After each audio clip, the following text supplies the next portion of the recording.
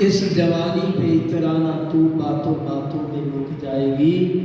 ये उभरा सीना सिकुड़ जाएगा, कमर तेरी झुक जाएगी, टेक करके चलेगा छड़ी। देखना, इसी से तो ज्ञान हुआ था महात्मा बुद्ध को। महात्मा बुद्ध अपने अंगरक्षक के साथ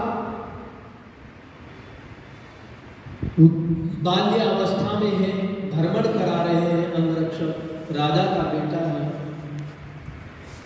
आगे देखा है कि बुजुर्ग आदमी, वृद्ध आदमी हाथ में लाठी लिए, कमर झुकी हुई, गाल सुकड़े हुए, चेहरे पर झुर्रियां पड़ी हुई, और जा रहा है लाठी को कुट कुट कुट कुट टेकता हुआ।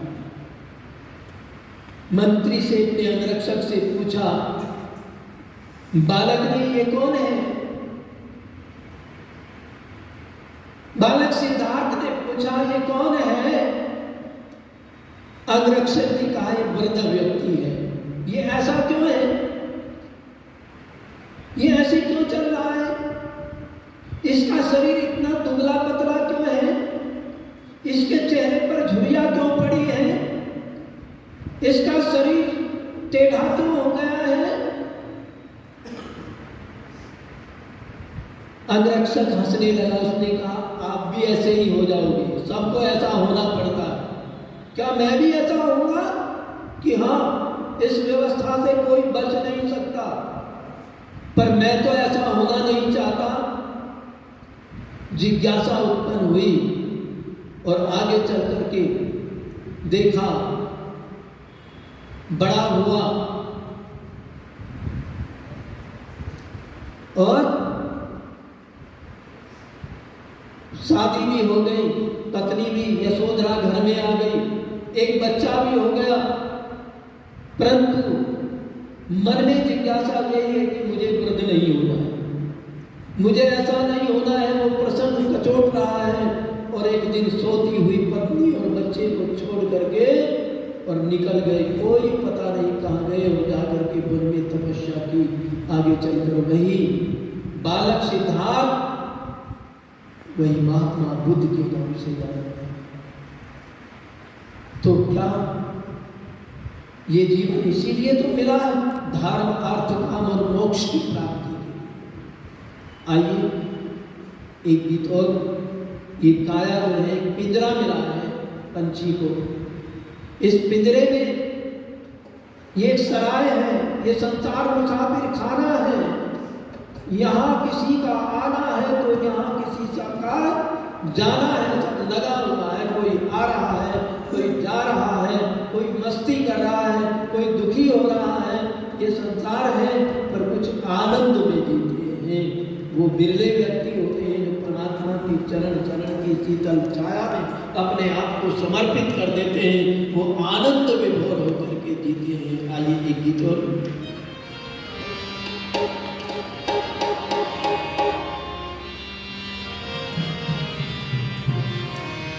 ये काया एक पिंजरा है, पंछी सैलानी का, जिंदगी और कुछ भी नहीं। ये बुलबुला है पानी का, काया एक पिंजरा है, पंछी सैलानी का, जिंदगी और कुछ भी नहीं।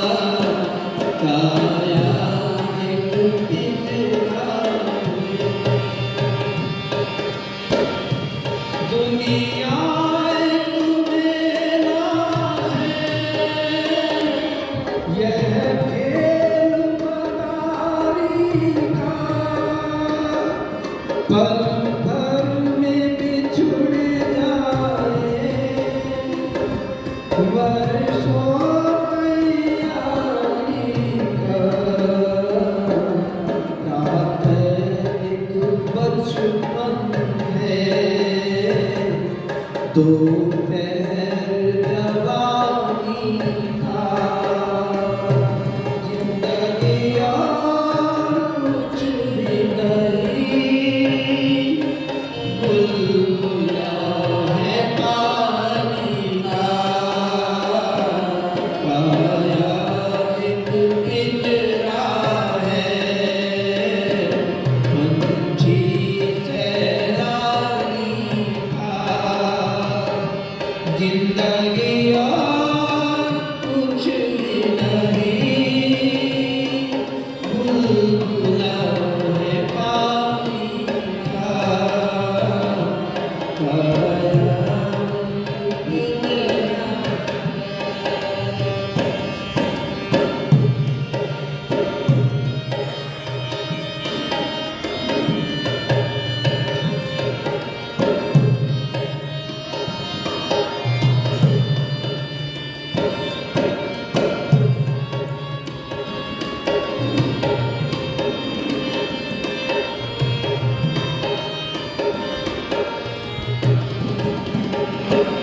कुछ पाकर खोना है, कुछ खोकर पाना है, आना और जाना है, जीवन का बताना है, ना जाने कदर टूटे, कब जाने कदर टूटे, इस चलती कमानी का, जिंदगी और कुछ भी नहीं, बुलबुला है पानी का, पाया एक पिंजरा है, पंछी सैलानी का, जिंदगी और कुछ भी नहीं, बुलबुला है पानी का, पाया एक पिंजरा। धनी रूपी माल दरिए, सब छोड़ के जाना है, खाली करके पिंजरा, पंछी उड़ जाना है, सांसों की रवानी है, ढांचा जिंदगानी का, जिंदगी और कुछ भी नहीं, बुलबुला है पानी का, पाया एक पिंजरा है, पंछी सैलानी का, जिंदगी और कुछ भी नहीं, बुलबुला है पानी का, पाया एक पिंजरा है, नहीं कोई कराया है, ना कोई अपना है, अपने और पराए का, प्रेमी एक सपना है, मिल मिल के बिछड़ता है, रिश्ता हर प्राणी का, जिंदगी और कुछ भी नहीं, बुलबुला है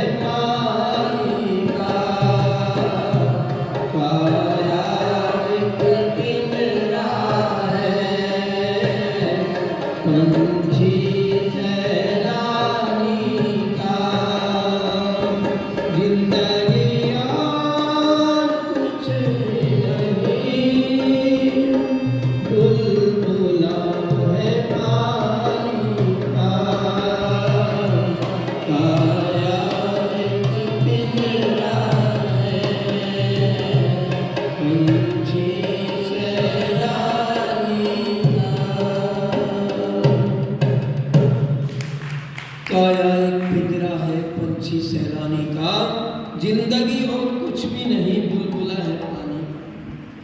ये पानी का बुलबुले जैसा ही है जीवन। ये जीवन का समाप्त हो जाए इसका कोई भरोसा नहीं। तो आइए उस परमात्मा के चरण शरण की शीतल छाया में अपने आप को समर्पित करें, जहाँ आनंद ही आनंद है, जहाँ सुख ही सुख है। भौतिकवादी चकाचौंध में भूल उसको न मतिमंद तू, सतचितानंद सुखानंद की जा शरण में ले आनंद तू। अगर आनंद चाहिए तो परमात्मा की चरण शरण की शीतल छाया में आ। यस्य छाया अमृतम, उसकी जो छाया है वो अमृत के समान है। जो उसको अपना लेता है, उसका हो जाता है, अपने आप को समर्पित कर देता है। महर्षि पतंजलि जी के अनुसार, उनके मतानुसार अहिंसा सत्य अस्त्य ब्रह्मचर्य अपरिग्रह सोच संतोष तप स्वाध्याय ईश्वर प्राणिधाम, प्रभु को समर्पित सब कुछ, क्योंकि प्रभु ही सब कामों का पूर्ण करने वाला। आइए एक दृष्टांत के द्वारा,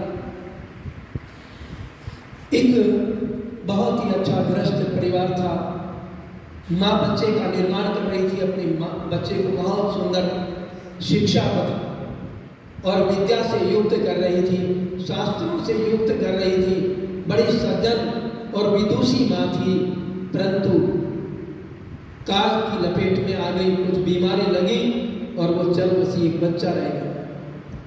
पत्नी के वियोग में पति दुर्व्यसनी हो गया, दुर्गुणी हो गया और उसने अपने आप को जो है दुर्व्यसनों में, विषय वासनाओं में समर्पित कर दिया, शराब आदि पीने लगा। बच्चा बड़ा परेशान, परंतु करे तो करे क्या, अबोध बालक।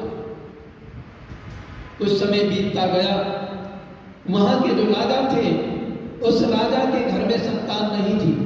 प्रयास बहुत किए, वैद्यों को, डॉक्टरों को खूब उन्होंने दिखाया, परंतु राजा के घर में संतान नहीं हुई। परंतु कुछ तथाकथित लोग भी होते हैं जो समाज में भ्रांति फैलाते हैं, रूढ़िवाद फैलाते हैं, अंधविश्वास और अज्ञानता फैलाते हैं। ऐसे व्यक्ति भी आकर के मिले और राजा से कहा, राजा संतान तो आपके घर में हो जाएगी, परंतु कुछ आपको करना पड़ेगा। क्या करना पड़ेगा? कि किसी बालक की बलि देनी, फला फला मंदिर में ले जा करके बालक की बलि देनी पड़ेगी, तब आपके घर में संतान हो जाएगा। राजा ने कहा, कौन ऐसा भागा व्यक्ति है जो अपनी संतान देगा? मंत्री ने कहा, कोई ना कोई तो हो जाएगा लालची। अनाउंस करा दिया, बनादी करा दिए पूरे शहर में, जो अपनी संतान को राजा को बलि के लिए देगा, उसे जितना धन चाहे राजा के कोष से उठाकर ले जा सकता है। ये व्यक्ति तो चाहता ही ऐसा था। ये पहुंचा राजा के पास में, मैं देना चाहता हूं अपने बच्चे को। कोषागार में ले गया, कोषाध्यक्ष और ले जा करके कहा, उठा लो, जितना धन आपको जरूरत है उतना भर कर ले जाओ। ये तो धन को भर लाया और कहा, आओ मेरे साथ। 2 सिपाही भेज दिए राजा ने और बच्चे को लेने के लिए बच्चे को कहा, चलो हमारे साथ, तुम्हारे पिता ने तुमको बेच दिया है बलि के लिए, आपका बलि दी जाएगी। बच्चे ने कहा, मैं तुम्हारे साथ नहीं जाऊंगा, मैं सामान्य व्यक्ति नहीं हूँ। राजा खुद लेने आए, राजा को गरज है तो वो खुद मुझे लेने आए और रथ में बैठा करके सम्मान के साथ ले जाए तो मैं चलूंगा। सिपाहियों ने जाकर राजा से उस बच्चे का प्रस्ताव राजा के सामने रख दिया। राजा ने कहा, मंत्री से मेरा रथ सजाया जाए। रथ को सजा करके राजा उस बच्चे के घर के द्वार पर पहुंचा और कहा, चलो बेटा। बच्चा चलने लगा और रास्ते में आकर के कुछ कंकड़ पत्थर इकट्ठा किया और इकट्ठा करके थोड़ा हाथ जोड़ करके बैठा और फिर राजा से कहा, जैसे मैं कहूँगा वैसे मेरी बातों को आपको मानना पड़ेगा। राजा ने कहा, मुझे आपकी सभी शर्तें मंजूर हैं, और रथ में बैठ गया। थोड़ी दूर चला, फिर रथ को रुकवाया, फिर थोड़ा सा मिट्टी इकट्ठा की, कंकड़ और पत्थर इकट्ठा किए और करने के बाद में फिर कहा राजा से, उसमें लात मार करके, ठोकर मार करके इधर उधर उधर बुद्ध कर दिया। फिर बैठ गया रथ में, फिर चले जहां बलि देनी थी उससे थोड़ी दूर पर रुके। फिर उसने उसी पुनरावृत्ति की, कुछ मिट्टी को इकट्ठा किया और करके कुछ हाथ जोड़ करके बैठ गया, फिर उसको ठोकर से ठुकरा दिया। अब मंदिर के द्वार पर पहुंच गए जहां बलि देनी थी। वहां बच्चे ने उतर करके कुछ मिट्टी को इकट्ठा किया और इकट्ठा करके थोड़ी देर आंख मूंद करके बैठ गया और कुछ फूल चढ़ाए, कुछ पढ़ा करके बैठा रहा। थोड़ी देर बाद राजा से कहा चलो राजन, उसको भी ठुकराया नहीं। राजा ने कहा पहले मुझे जिज्ञासा है, पहले जो आपने पहला ढेर लगाया था घर के बाहर निकलते ही, उसको आपने छेड़ा नहीं। दूसरा ढेर लगाया, उसको ठुकरा दिया ठोकरों से। तीसरा लगाया, उसको भी ठुकरा दिया। और ये चौथा ढेर लगाया है, इसको भी क्यों नहीं ठुकराया? ऐसा क्यों नहीं किया आपने? बच्चा कहने लगा राजन तुम अपना काम करो, मैंने अपना काम किया। नहीं नहीं, मैं जानना चाहता हूँ कि आपके कार्य में बाधा पड़ जाएगी, आप ना पूछे तो अच्छा है। राजा को और जिज्ञासा हुई। राजा ने कहा नहीं नहीं, मैं बिना जाने अब आगे कोई कार्य नहीं करूंगा। बच्चे ने कहा तो सुन राजा, वो जो पहला ढेर मैंने लगाया था वो अपनी माँ के नाम का लगाया था। मेरी माँ बड़ी विदुषी थी, बड़ी विद्वान थी, मुझे वो एक अच्छा नागरिक बनाना चाहती थी, एक बहुत अच्छा विद्वान बनाना चाहती थी, पर वो संसार से चली गई। और माँ मेरी बहुत रक्षा करती थी, मेरी बहुत चिंता करती थी, मुझे भोजन कर समय पर कराती थी। इसलिए मेरी माँ संसार में नहीं है तो मेरी रक्षा कोई नहीं कर सकता। इसलिए माँ के बाद में पिता का दायित्व होता है। पिता मेरी रक्षा नहीं कर सकता, वो दुर्गुणी दुर्व्यसनी हो गया है। इसलिए वो दूसरा ढेर मैंने पिता के नाम का लगाया, उससे मुझे कोई अपेक्षा नहीं है, इसलिए ठोकर से ठुकरा दिया। थोड़े से चंद सिक्कों के लिए उसने मुझे बेच दिया तुझे। और दूसरे राजा पिता के बाद में अपनी प्रजा का पिता जो है वो संतान की तरह से अपनी प्रजा को होता है, क्योंकि महर्षि चाणक्य जी कहते हैं 5 पिता: उपनेता, अन्न प्रदाता, विद्या प्रदाता, भयत्राता और जन्मदाता। ये 5 पिता बताए। इसलिए राजा भी पिता होता है, अपनी संतान की रक्षा करता है। पर तू तो स्वार्थ में आ गया है, अपने छोटे से स्वार्थ के लिए अपनी प्रजा को, जो प्रजा भी तेरी संतान है, उसको बलि चढ़ा रहा है, मौत के मुंह में ले जा रहा है। इसलिए वो तीसरा ढेर तेरे नाम का लगाया था, उसको भी मैंने ठोकर से ठुकरा दिया। तेरे से भी मुझे कोई अपेक्षा नहीं है। और चौथा ढेर मैंने परमात्मा के नाम का लगाया है। मेरी माँ कहा करती थी संसार में कोई मुसीबत आ जाए तो परमात्मा को याद करना, परमात्मा सब कामों का पूर्ण करने वाला है, हर प्रकार से रक्षा करता है, सर्वरक्षक है, सबका पालक है, सबका पिता है, सबकी माता है, सबका भ्राता है, सखा है, बंधु है। इसलिए परमात्मा पर कभी भरोसा न तोड़ना, परमात्मा पर सदा भरोसा रखना। इसलिए परमात्मा के नाम का ये चौथा ढेर लगाया है। परमात्मा मेरी रक्षा करेगा। क्या तुझे अभी उम्मीद है कि परमात्मा तेरी रक्षा करेगा? कि हाँ, परमात्मा तो मुझे एक एक क्षण में परमात्मा पर उम्मीद है और मृत्यु के निकट में जा रहा हूँ, परंतु वहां तक भी मुझे उम्मीद है परमात्मा मेरी रक्षा करेगा। जब ये बातें बच्चे की, प्रतिभाशाली बच्चे के बोल सुने और उसकी वाणी को जब सुना तो राजा के हृदय पर एक बहुत बड़ा परिवर्तन आया और राजा ने अपने रथ से उतर करके उस बच्चे को गोद में उठा लिया और कहा आज से ही तो मेरा पुत्र है, आज से मेरे राज्य का उत्तराधिकारी। तो परमात्मा सर्वरक्षक है, उसकी परमात्मा की कृपा हमेशा उन्हीं पर बनी रहती है जो उसके अपने होते हैं। आइए एक भजन